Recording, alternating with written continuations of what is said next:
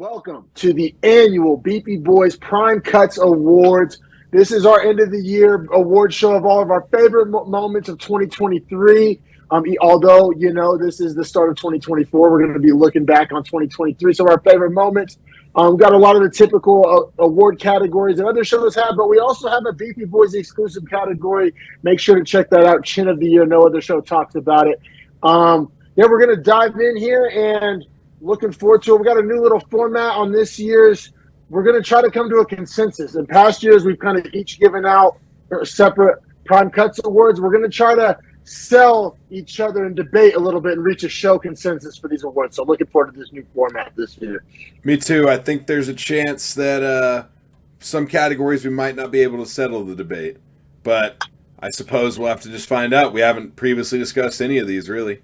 Yeah, and that's what I'm excited about. Neither of us know each other's picks, so live reactions, live debates coming to you next on these Prime Cuts Awards. Let's get to it. Man, we're here. My favorite time of the year. Beefy Boys Prime Cuts are our favorite moments of 2023.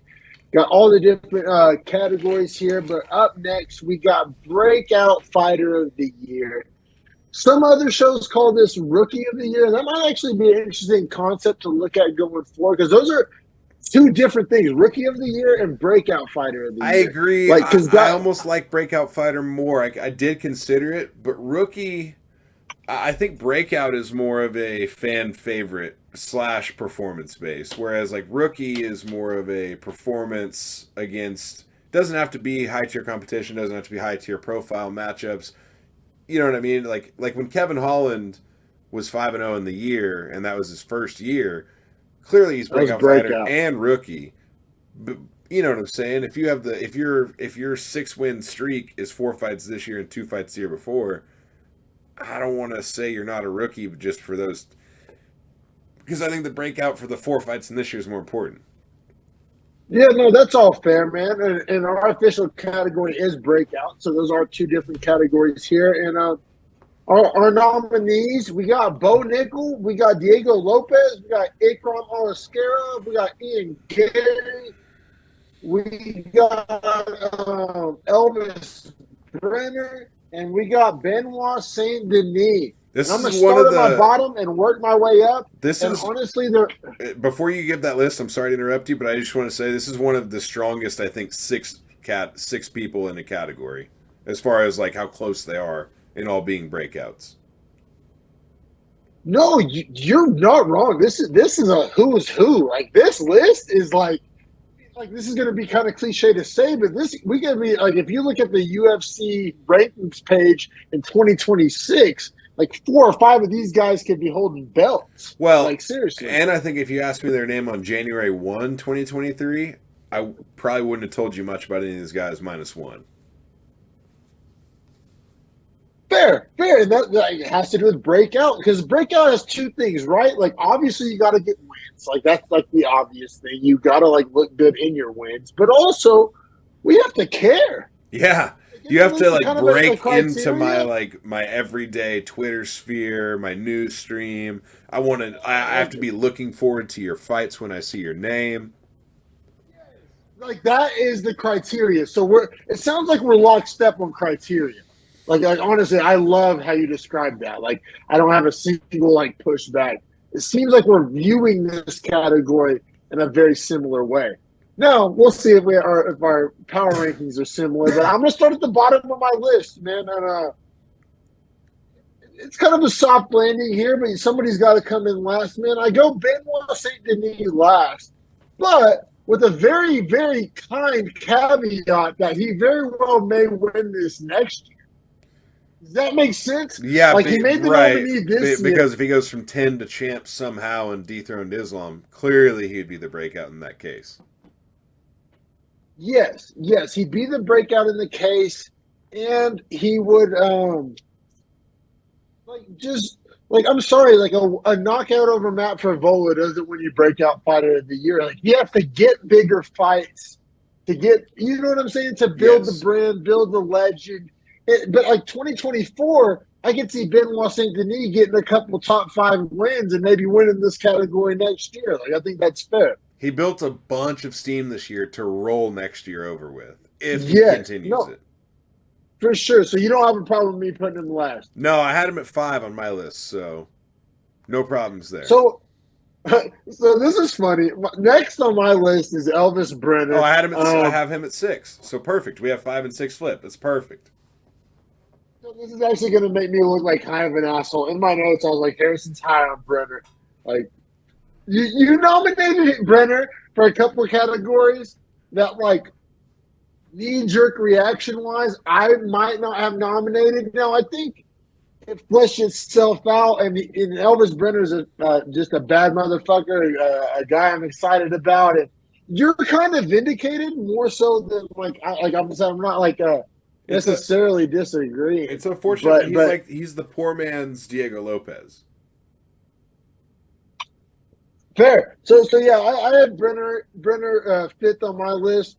Now Gary, I think of it, and this is going to be kind of a philosophical thing here of where some people that subscribe to the theory that all publicity is good publicity, you probably have Gary winning this. I fundamentally disagree with that. I don't believe that all publicity is good publicity. I think that you can lose fans, you can lose steam, you can kind of fumble opportunities in your career. Ian Gary, if you're of the belief that all publicity is good publicity, he's probably your winner. I don't subscribe to that belief. So I fall in line with you. He's not my winner, but he does get top 3, but only that far. I have him at number 3. So many headlines, like right. Just pure number of headlines, like good or bad. And he hasn't lost, so it's not like it's headlines for a loss as well. So I put him at 3. At 4 for me. I don't think it's going to take away 1 for you, so I'll say it. I had Ikram Alaskarov. Me too. Exact. So you had him at 3. Kind of more note. Yeah. I have Ikram at I have Ikram at 3. Right. Yeah. Okay. So I just flipped. Yeah. So our lists are very close. So I have 5 and 6 flipped of yours, and 3 of 4 flipped of yours. Now I wonder if we'll have 1 and 2 flipped. That'll be very interesting as well. Hey, I got like kind of a quick caveat, nice thing to say about Ikram though. Yeah. I think we need to address his performances. Like maybe should be the guy that people care about the most. Like maybe the highest ceiling on this list, and has the most stellar performances, but it's the least octagon time. Like nobody fucking cares. Like nobody knows who Ikram is. Well, no one will fight him because he's so fucking scary. I'll use the Chael Sonnen-ism. Like if Ikram Alaskarov walked in your living room and kicked you in the nuts, you wouldn't be able to fucking tell the police who did it. No shot. Like it's just. Probably in a perfect world, in a true meritocracy, probably would win this award. But as far as drawing headlines and creating a fan base and all that, man, Ikram, he's 3rd for me and 4th for you. So I think that kind of sums it up. Absolutely. Now, that leaves us with Bo Nickel and Diego Lopez between 1 and 2. So essentially, since I think you kicked off the list, I think maybe you give us your number 1. That'll obviously tell us who number 2 is. Well, I'll kind of do both here. I'll kind of politician this answer up for you. Here we go. I think that there's an obvious answer that I have to give, and that it's Bo Nickel.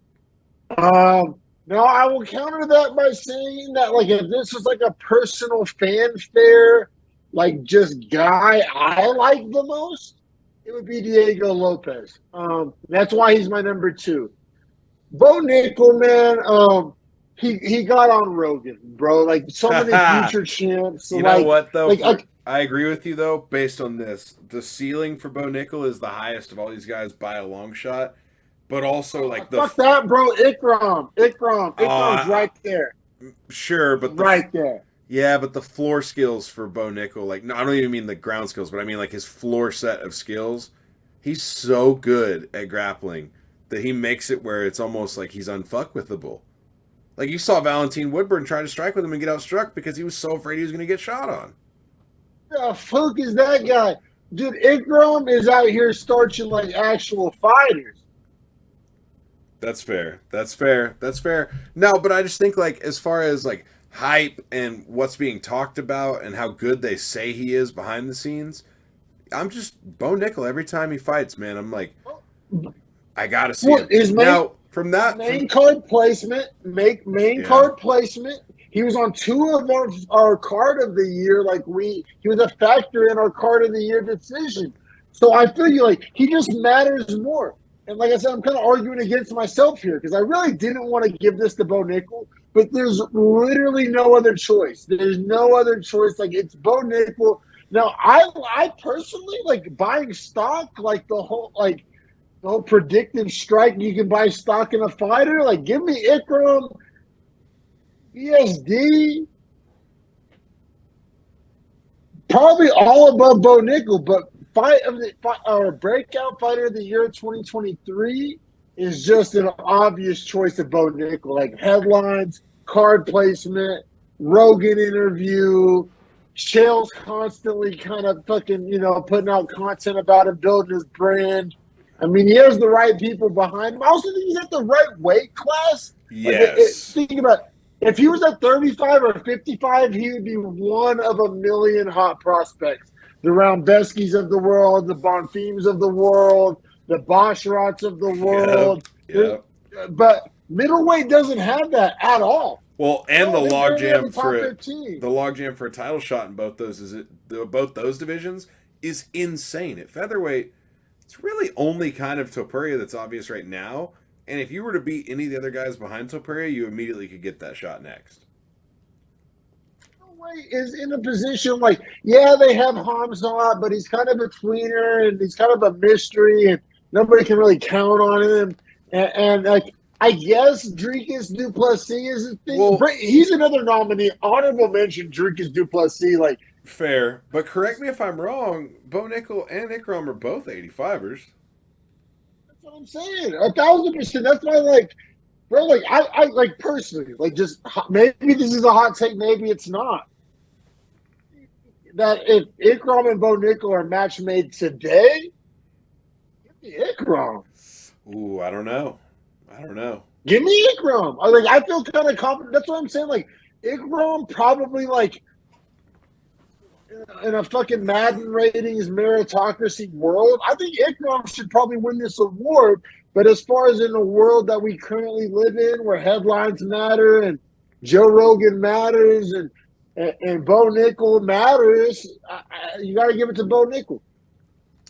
Yeah, I wonder if with Ikram's experience overall that would just outweigh Bo Nickel because Bo Nickel has like legitimately 7 or 8 pro fights and Alaskarov has like 20. Ikram fought Hamzat in Abu Dhabi or some shit, bro. Ikram fought Hamzat. It's a good point. But I'm just saying, Bo Nickel has said that he would like to fight Hamzat because of the way the skill sets match up. Now, I think for Alaskarov, it's a whole different thing in and of itself. But you know who Bo Nickel's booked against?